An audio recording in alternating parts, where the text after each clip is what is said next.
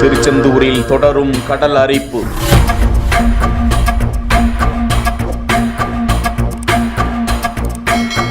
ஆய்வு செய்ய சென்ற விஞ்ஞானிகள்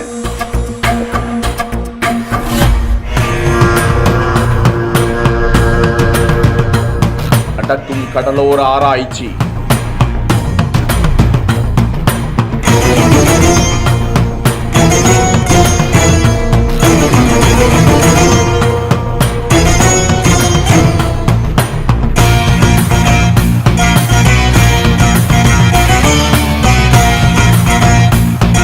திருச்செந்தூர் அருள்மிகு சுப்பிரமணிய சுவாமி கோவிலில் தொடர்ந்து கடல் அரிப்பு ஏற்பட்டு வந்ததால் 7 அடி முதல் 10 அடி வரை பள்ளம் ஏற்பட்டு காணப்படுகிறது. கோவில் கடலில் இருந்து சுமார் 100 மீட்டர் தூரத்திற்கு கடல் அரிப்பு ஏற்பட்டு இருக்கிறது. இதனால் பக்தர்கள் கடலில் புனித நீராட சிரமம் அடைந்து வரும் வேளையில் சமீப காலமாக அந்த கடல் பகுதியில் ஏராளமான சிற்பங்கள், கல்வெட்டுக்கள், சுவாமி சிலைகள் போன்ற ஏராளமான பொக்கிஷங்கள் தென்பட்டு வந்தது. இதனைத் தொடர்ந்து கடந்த 18ஆம் தேதி MP கனிமொழி, அமைச்சர்கள் சேகர்பாபு, அனிதா ராதாகிருஷ்ணன் ஆகியோர் கடல் அரிப்பு ஏற்பட்ட இடங்களை பார்வையிட்டனர். இந்நிலையில் இன்று சென்னையில் உள்ள தேசிய கடலோர ஆராய்ச்சி மையத்தில் உள்ள விஞ்ஞானி ராமநாதன் தலைமையில் 9 விஞ்ஞானிகள் குழுவினர் கடல் அரிப்பு ஏற்பட்டுள்ள இடங்களை பார்வையிட்டு ஆய்வு செய்து வரும் காட்சியை தான் பார்த்து கொண்டிருக்கிறோம். ட்ரோன் கேமராவை கடலுக்கு மேலே பறக்கவிட்டு வான்வெளி காட்சிகளும் ஆய்வு செய்யப்பட்டு வருகிறது. திடீரென கடலில் ஏற்படும் மாற்றங்கள் குறித்து நீங்கள் என்ன நினைக்கிறீர்கள்? அதற்கு என்ன காரணமாக இருக்கும்? கமெண்ட்ஸில் தெரிவியுங்கள்.